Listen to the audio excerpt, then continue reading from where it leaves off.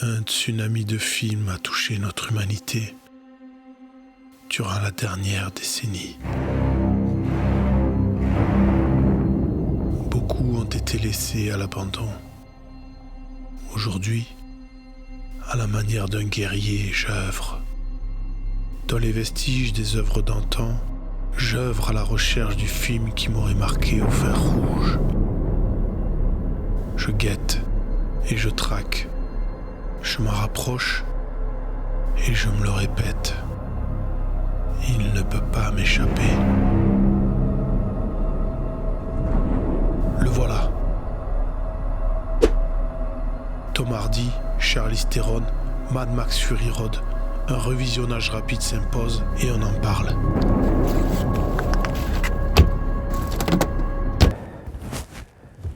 Merde, les clés.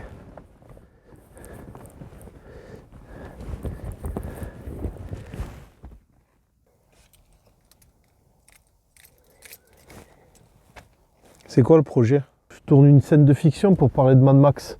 Ah! Et tu comptes faire quoi là? Ben, dans l'idéal, j'aurais voulu un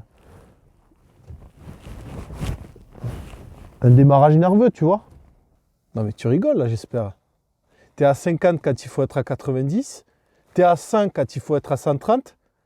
Dès qu'il y a un peu de vitesse, tu mouilles ton slip. Et tu veux faire le cheval au galop? Non, non. Fais comme les tortues, rentre dans ta carapace et laisse faire à ceux qui savent. Allez.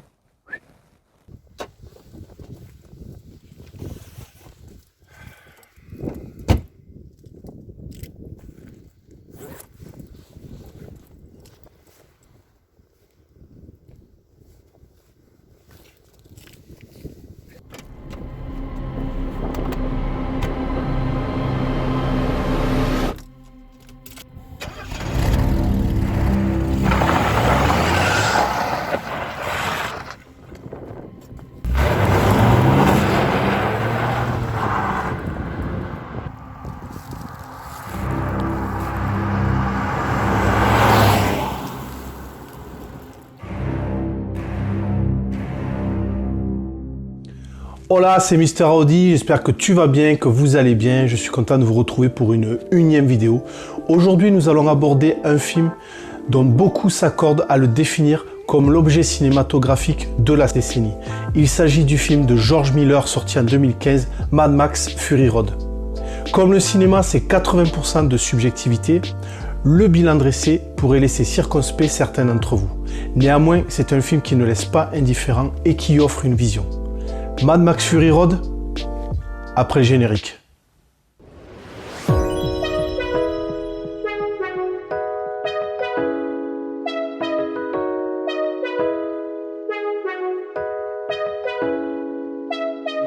Mad Max Fury Road est un reboot de la trilogie, le revenge movie Mad Max sorti en 1979 ou les post-apocalyptiques Mad Max Warrior Road sorti en 82 et Mad Max Beyond the Thunderdome sorti en 85, joué par le sex symbol de la période, l'immense Mel Gibson. Le tout porté par l'Australien George Miller, donc des films où la violence et les bagnoles sont à l'honneur, rattachés à un contexte post-apocalyptique qui offre tout de même une vision du monde. Comme le dira George Miller en interview, la culture de la bagnole en Australie, c'est l'équivalent de la culture du gun aux États-Unis. Et ça, George Miller l'a dans le sang et ça se sent dès le premier Mad Max. Ces films sentent le pneu, l'essence et ça résonne comme un bruit de moteur. Avec Mad Max Fury Road, tout est poussé à l'extrême. Rapidité, frénésie, psychédélique, à l'image du guitariste complètement dingue dans le film. Un film où le scénario réside dans le spectaculaire et la cascade. Un film novateur qui ferait passer tous les films d'action de la décennie pour des nouveau-nés. Un film bourré de messages en phase avec son temps. Nous allons maintenant analyser la première partie de l'introduction et vous verrez comment George Miller, en quelques minutes, plante un décor, traite la psychologie de son personnage et iconise son univers. Pour cela, nous allons faire comme d'habitude. Voici le timecode et on se retrouve juste après l'extrait non commenté pour l'analyse. Bon visionnage. Quand le monde s'est effondré, Chacun de nous, à sa manière, a été brisé. C'était difficile de savoir qui était le plus fou. Moi ou tous les autres.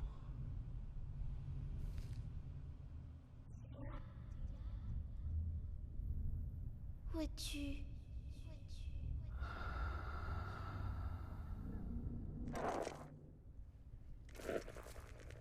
Où es-tu, Max? Les revoilà, qui se vrillent un passage dans la matière noire de mon cerveau. Sauve-nous, Max. Jurez de nous sauver. Je me le répète, ils ne peuvent pas m'atteindre. Il y a longtemps qu'ils sont morts.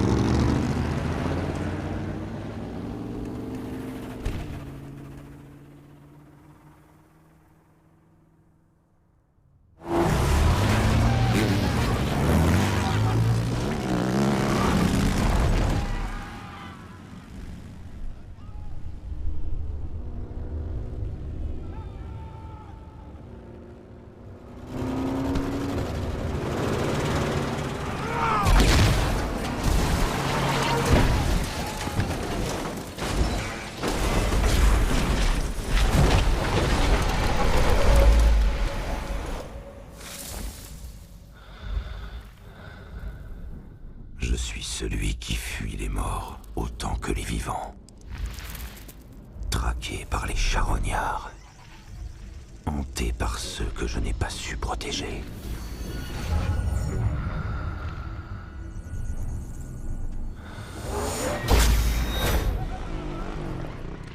Alors je subsiste dans cette désolation.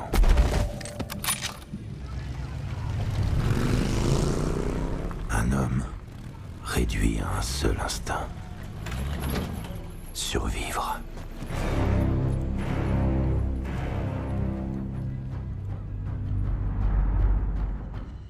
Nous allons directement commencer et nous attarder quelques instants sur ce magnifique plan. En décor, la grandeur et la beauté du vaste désert du Namib, mais renvoie également à la poussière et au vide, un lieu idéal pour poser un contexte post-apocalyptique, faisant directement référence à Mad Max 2 et 3. En premier plan, Max Do et sa voiture rappelant les cow-boys perdus dans les grands espaces de l'Ouest américain, ou avec sa posture, la figure du samouraï.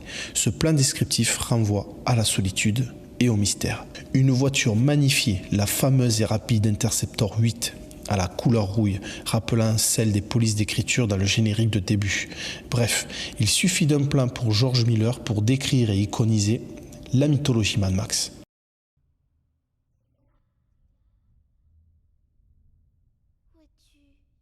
Un léger travelling vertical nous ramène vers le sol. Ce gecko symbolise à la fois les conséquences du nucléaire sur l'écosystème avec la malformation de l'animal, mais aussi venant de derrière le lourd passé de Max hanté par les voies de l'au-delà. En quelque sorte, ce gecko symbolise la mort. Un autre arrêt sur image. Ce travelling avant, accompagnant le gecko, tente de faire pénétrer les propos accusatoires dans la conscience de Max. Ses voix cessent au moment où l'animal meurt sous sa botte. Une manière d'échapper à la culpabilité et de renforcer auprès des spectateurs l'intuition qu'il a développée au fil des années. En dévorant le gecko, avec ce gros plan de Max de dos et de profil, cela laisse suggérer qu'il cherche à s'émanciper de ses chaînes, mais en se retournant, cela insiste sur le poids des doutes et les mystères qui entourent son avenir. Encore une fois, il s'agit d'une interprétation symbolique. Place à l'action avec ses gros plans successifs, dynamiques et nerveux, renforçant le côté dramatique. Il donne du rythme et achève d'iconiser le personnage et la voiture avec le gros plan sur le compresseur. Fan de Mad Max, le repas est prêt.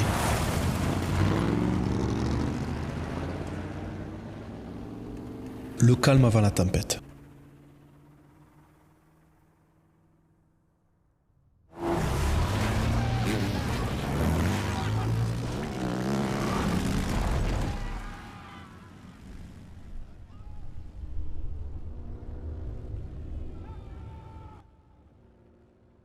Appréciez cette scène filmée de loin, magistralement chorégraphiée comme un ballet de danse.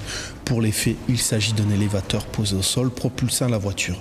Une cascade millimétrée et risquée car elle est très proche des autres engins, d'autant plus qu'elle doit s'achever pratiquement devant la caméra.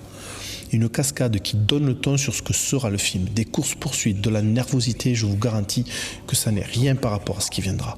Une vraie scène d'action sans effets spéciaux, à l'image de ce que sera le film, puisque 80% de ce dernier propose des actions réelles. On nous présente un Max différent des 3 derniers volets. Un héros fragile, un héros en proie des autres, par les morts et les vivants. Un animal traqué, un Max prisonnier de sa culpabilité, un Tom Hardy pas clairement montré, mais tout de même rattrapé par les voies du passé. Un peu comme si symboliquement il avait été capturé par elle et que le récit à venir va tenter de le libérer de cette emprise. Avec cette première partie d'intro, j'ai l'impression que l'on nous propose de faire le deuil d'un Max pour une nouvelle réappropriation de son auteur.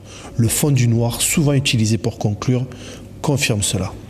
Voilà, ainsi s'achève l'analyse de la première partie de l'introduction de Mad Max Fury Road. Donc Max est un héros qui, au même titre que Luke Skywalker, Freudon Sake ou d'autres héros appartenant à la culture populaire, font directement référence au monomythe. Donc c'est une théorie élaborée par l'autodidacte Joseph Campbell qui insiste sur ce point, c'est que peu importe les héros et l'univers respectif auquel ils appartiennent, le socle commun pour devenir un héros est le même, c'est-à-dire qu'il faut qu'ils franchissent certaines étapes, des étapes initiatiques et qui le mettront au rang de héros. On se retrouve pour une prochaine vidéo où j'aborderai la deuxième partie de l'introduction de Mad Max Fury Road. Vous pouvez continuer à soutenir la chaîne, liker, vous abonner et en tout cas soutenir la démarche. On se retrouve pour une prochaine vidéo. Je vous dis à plus tard. Au revoir.